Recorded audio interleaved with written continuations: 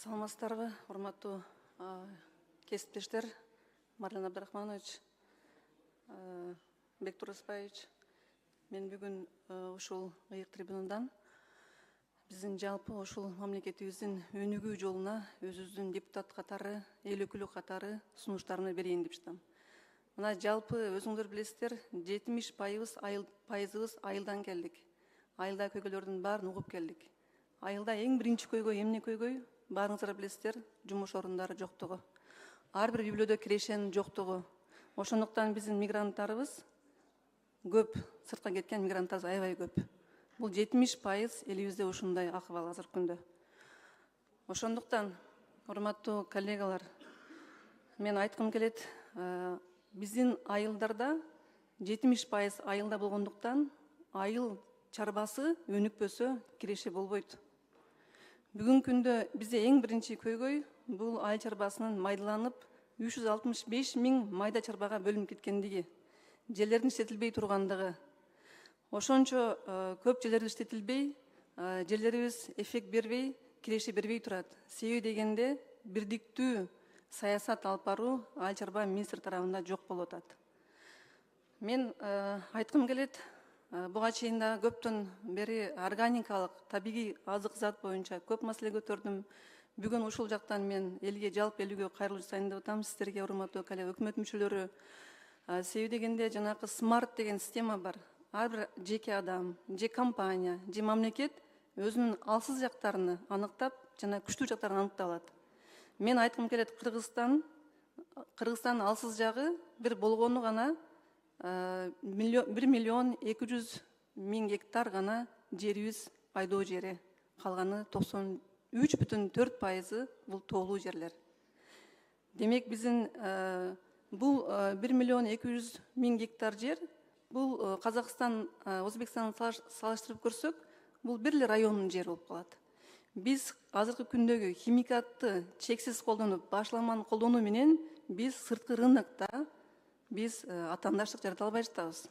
Ошондуктан мен органикалык айыл чарбага өтүүнү сунуштайт элем. Ошол биздин министрлик, биздин мынакей урматтуу президентибиз Садыр Нуркожоевич дагы органикалык айыл чарбасыны артыкчылуу багыттардын бири деп сентябрь айынын акыркы жумасы органикалык айыл чарбасынын күнү болуп белгиленди.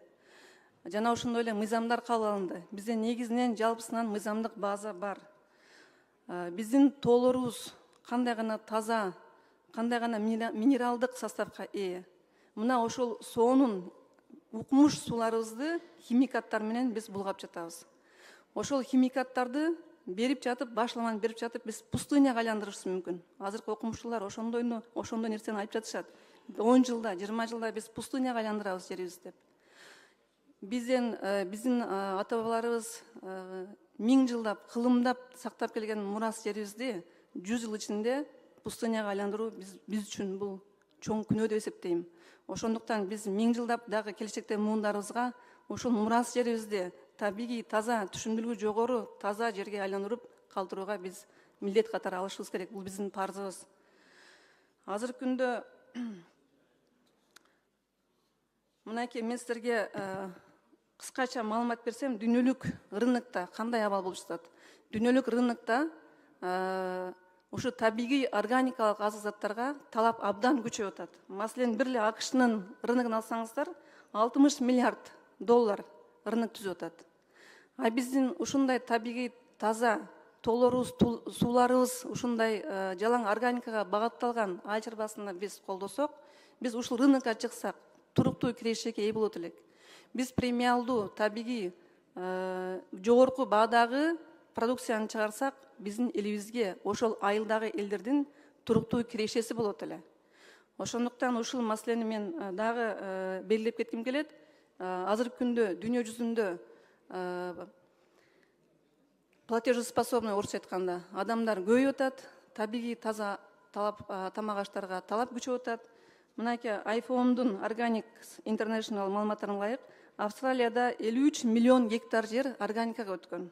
Лихтенштейнде 44% жер органикалык айыл чарбасына өткөн. Индияда 2,36 миллион гектар жер органикалык өндүрүүчү болот. Германияда 17 миллиард рынок бар ошондой. Кытайда 15,5 миллиард рыногы органика багытында. Данияда болсо 12,3% органикалык ай жарбасын түзөт, ай жарбасы. Азыркы күндө биздин улуттук өнүктүрүү стратегиялык программабызда көрсөтүлгөн жыл сайын органикага өтөлүү деген. Ошол жерде 63 миң гектар жер бүгүнкү күндө болсо, 5 жылдан кийин 200 миң гектар жерге органикага өтүшүбүз керек экен. Бирок ошол кезде мен белгилеп кетким келет, урматтуу Бектур Успаевич, урматтуу төрага, ушул боюнча иштер алгылыктуу жүрбөй жатат. Ушул тарапты биз арзан кредиттерди берүү менен, субсидияны бөлүү менен, жана башка мамлекеттик колдоолорду көрсөтүү менен колдоп кетсек. Азыркы күндө 615 миң гектар жерибиз кайрак жерлер экен. Такыр иштетилбеген, буга чейин химикат жетпеген жерлер. Мына ушул жерде Айыл чарба министри сугат жерлери катары элге берип жатат, ошону жалаң органикага багыттасак деп сунуштайт элем. Жана ошондой эле 2300 гектар жерге тамчылатып сугарууга акча бөлүнүп жатат. Ушул акчаны дагы көбүнчөсү органикага багыттасак. Себеби дегенде органикалык продукция бул эбегейсиз мамлекетке пайда келтирет.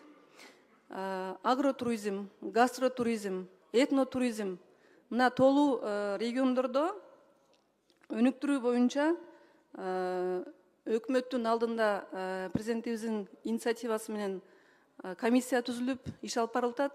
Мына тоон этектеринде талаалар бар. Ошол жака органикалык айыл чарбасын өнүктүрсөк.